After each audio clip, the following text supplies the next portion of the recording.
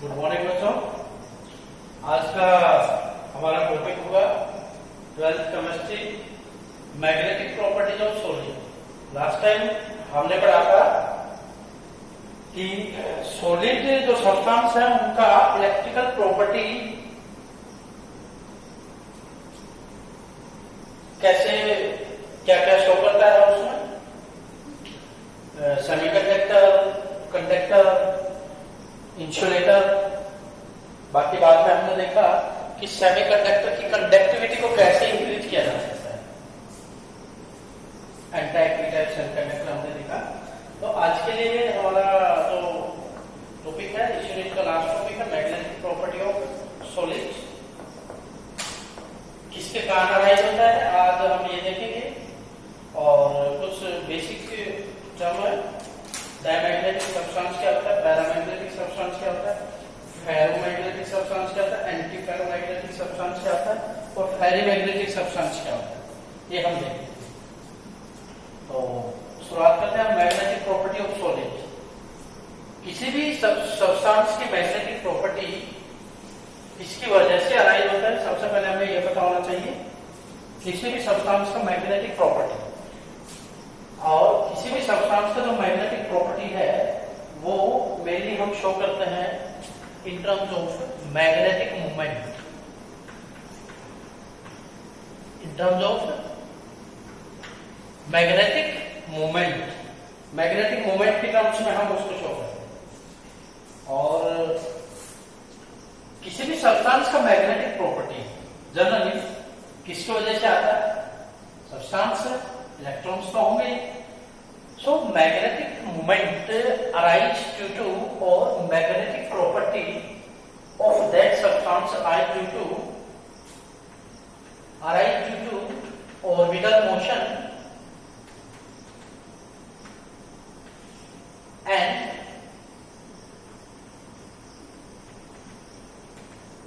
spinning motion of electron along its axis, ये मेनली रीजन क्या है कि सब्सटेंस का मैग्नेटिक प्रॉपर्टी जो है उसको हम रिप्रेजेंट करते हैं मैग्नेटिक मूवमेंट के टर्म्स। और मैग्नेटिक मूवमेंट किसकी वजह से अराइज होता है, due to rise of magnetic field. और वो किसकी वजह से पॉसिबल है, वो पॉसिबल है magnetic moment, orbital motion and spinning motion. Electron से ऑर्बिट में रहता है, ऑर्बिटल में रहता है, उसके मोशन के कारण वो कुछ मैग्नेटिक फील्ड अराइज करेगा, मैग्नेटिक फील्ड प्रोड्यूस करता है। ऐसे इलेक्ट्रॉन अपने स्पिनिंग मोशन के कारण क्या राइज करता है, क्या प्रोड्यूस करता है, मैग्नेटिक फील्ड। तो दोनों का रिजल्टेंट अगर देखा जाए, दोनों को सम अप किया जाए और दोनों का रिजल्टेंट अगर देखा जाए, तो उस इलेक्ट्रॉन के पास net permanent magnetic moment value रहेगा। तो उस इलेक्ट्रॉन के पास net permanent magnetic moment value रहेगा। तो किस किस टाइप से मैग्नेटिक मोमेंट वैल्यू रह सकती है और पॉसिबल है, उनको हम कुछ मैग्नेटिक प्रॉपर्टी को जो डिस्कस करते हैं कुछ टर्म है, डायमैग्नेटिक सब्सटेंस, पैरामैग्नेटिक, फेरो, एंटी फेरो, फेरोमैग्नेटिक, इनको हम डिस्कस करने वाले हैं आज। बहुत इंपॉर्टेंट, जनरली एक क्वेश्चन यहां से पूछ लिया जाता है एग्जाम पॉइंट ऑफ व्यू से अगर देखा जाए तो। डायमैग्नेटिक सब्सटेंस क्या होता है, डायमैग्नेटिक सब्सटेंस एक ऐसा सब्सटेंस है, डायमैग्नेटिक सब्सटेंस एक ऐसा सब्सटेंस है अगर जिसको एक्सटर्नल मैग्नेटिक फील्ड में रखा जाए, अगर एक्सटर्नल मैग्नेटिक फील्ड में रखा जाए तो वो सब्सटेंस रिपल्सन फील करेगा, वो सब्सटेंस उससे क्या फील करेगा, रिपल्सन फील करेगा। तो सिंपली अगर और आपको बताया जाए कि डायमैग्नेटिक सब्सटेंस क्या होता है, Diamagnetic substance is a such type of substance which experiences repulsion from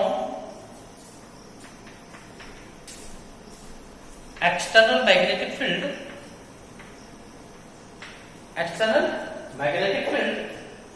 और एक्सटर्नल मैग्नेटिक फील्ड से रिपल्शन क्यों फील करता है? Because such type of substance have all electrons in pair form. जो सारे के सारे इलेक्ट्रॉन होंगे इन टाइप के सब्सटेंस के पास, वो सारे के सारे किस फॉर्म में होंगे? पेयर फॉर्म में। किसी भी ऑर्बिटल के अंदर अनपेयर्ड नहीं होगा, सारे के सारे पेयर होंगे। ठीक है। थर्ड पॉइंट अगर देखा जाए कि डायमैग्नेटिक सब्सटेंस के अंदर जो मैग्नेटिक मोमेंट वैल्यू हमने पहले बताया था, magnetic moment value net permanent magnetic moment value है, वो हमेशा क्या रहेगा? 0 रहेगा। मैग्नेटिक मोमेंट वैल्यू क्या रहेगा? क्या रहेगा? 0 रहेगा। और वो 0 किसके कारण रहता है? किसके कारण रहता है? क्योंकि सारे के सारे इलेक्ट्रॉन्स क्या रहते हैं? पेयर फॉर्म में, और पेयर फॉर्म की वजह से ही वो मैग्नेटिक फील्ड के द्वारा क्या किया जाता है? रिपेल किया जाता है। पैरामैग्नेटिक सब्सटेंस क्या होता है? पैरामैग्नेटिक सब्सटेंस इस टाइप का सब्सटेंस जो अगर एक्सटर्नल फील्ड में रखा जाए, मैग्नेटिक फील्ड में रखा जाए, तो वो अट्रैक्शन फील करता है। क्या एक्सपीरियंस फील करता है? अट्रैक्शन फील करता है। साथ में such type of substance have at least one unpaired electron. कम से कम उसके पास एक अनपेयर्ड इलेक्ट्रॉन तो जरूर होगा, एक अनपेयर्ड इलेक्ट्रॉन जरूर होगा। इसलिए उसका जो net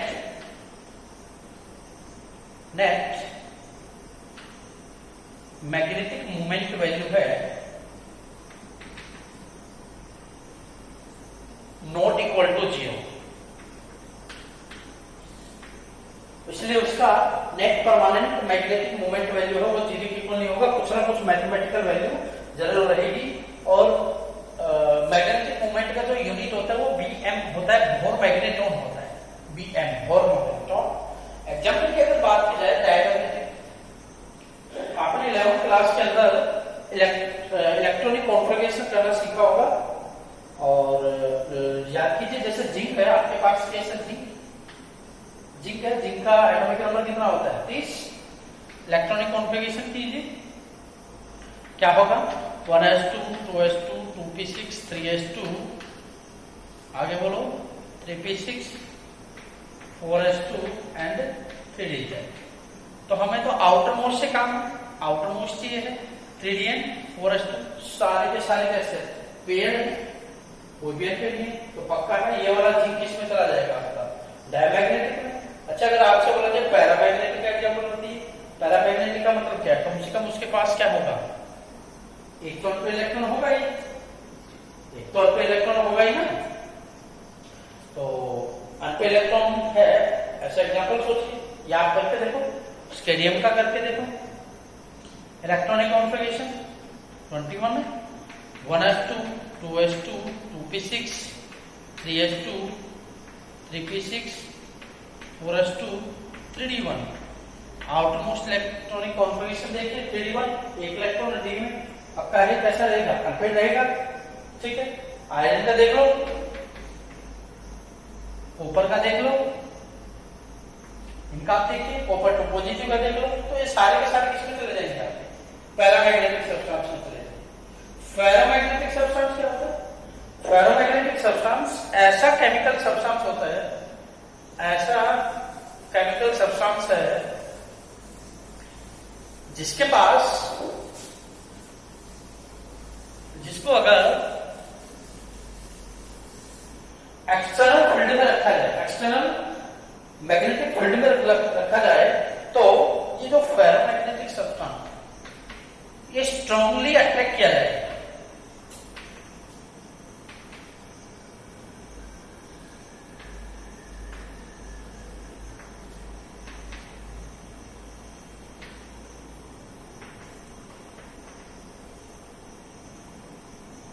strongly attracted by external field या इक्विवेलेंस ऑफ एक्सटर्नल फील्ड, ठीक है। तो क्या जाएगा, बिकॉज इट हैव या those type of substance have maximum number of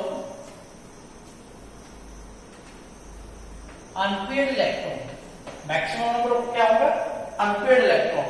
So these type of substance also have maximum magnetic moment when maximum magnetic moment value रहेगा उनके पास। जैसे हमने कुछ एग्जांपल ले रखे यहाँ पे, आयरन है, निकल है, कोबाल्ट है, तो strongly attracted by the external magnetic field, maximum number of electron pair होंगे। मैक्सिमम नंबर का मतलब क्या है भाई, 4 भी हो सकता है, 5 भी हो सकता है, ज्यादा भी हो सकता है। मैक्सिमम ये वाली संख्या कहां देखने को मिलती है आपको, डी ग्रुप के अंदर। तो फेरोमैग्नेटिक सब्सटेंस जनरली आपको क्या कहां मिलेगा, जिसके पास maximum number of unpaired electron हो। एंटी फेरोमैग्नेटिक सब्सटेंस क्या होता है,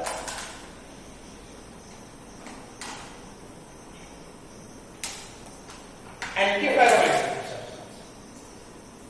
फेरोमैग्नेटिक को अगर हम डायग्राम के थ्रू रिप्रेजेंट करना चाहें तो फेरोमैग्नेटिक के अंदर जो इलेक्ट्रॉन्स रहेंगे वो वन डायरेक्शन वाले ज्यादा रहेंगे, तभी तो उनके पास अनपेयर्ड इलेक्ट्रॉन की संख्या क्या रहेगी, ज्यादा रहेगी। क्योंकि जितनी ज्यादा पेयरिंग होगी, जितना पेयरिंग होगा उतना ही पेयरिंग होने से अनपेयर्ड इलेक्ट्रॉन की संख्या क्या होने लगती है, कम होने लगती है, ठीक है। एंटी फेरोमैग्नेटिक सब्सटेंस क्या होता है, एंटी फेरो, एंटी फेरो ये फेरोमैग्नेटिक है और ये क्या है, एंटी फेरो। एंटी का मतलब क्या होता है, रिवर्स किसका, फेरोमैग्नेटिक का। मतलब अच्छा, उससे पहले एक पॉइंट होगा कि पैरामैग्नेटिक और फेरोमैग्नेटिक में आपको डिफरेंस क्या है भाई। अनपेयर्ड इलेक्ट्रॉन तो इनके पास ही होते हैं, इसके पास ज्यादा होते हैं, इसके पास क्या होते हैं, कम।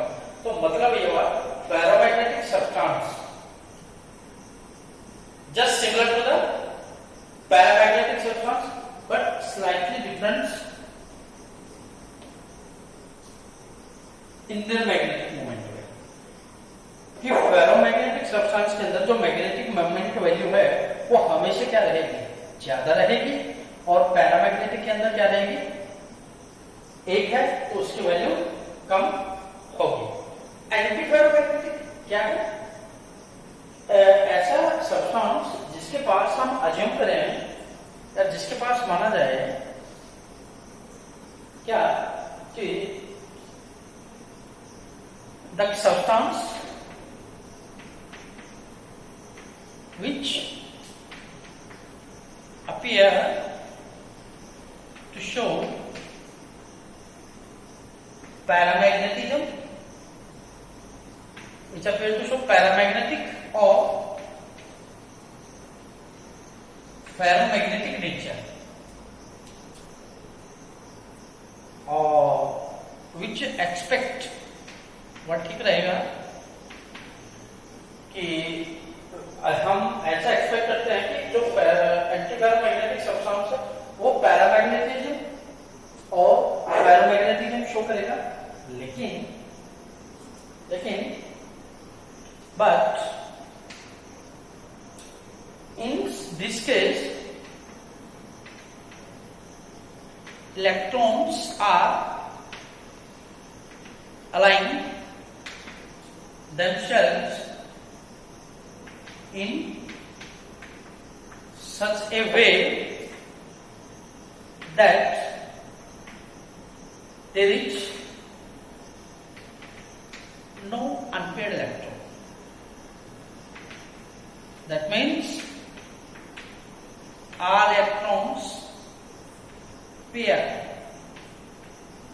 सारे के सारे इलेक्ट्रॉन कैसे हों या किस में चले जाएंगे, पेयर में। So net magnetic moment value इसकी किलो हो जाएगी जी, मतलब क्या हो जाएगी, 0। ओके, ये कुछ एग्जाम्पल जैसे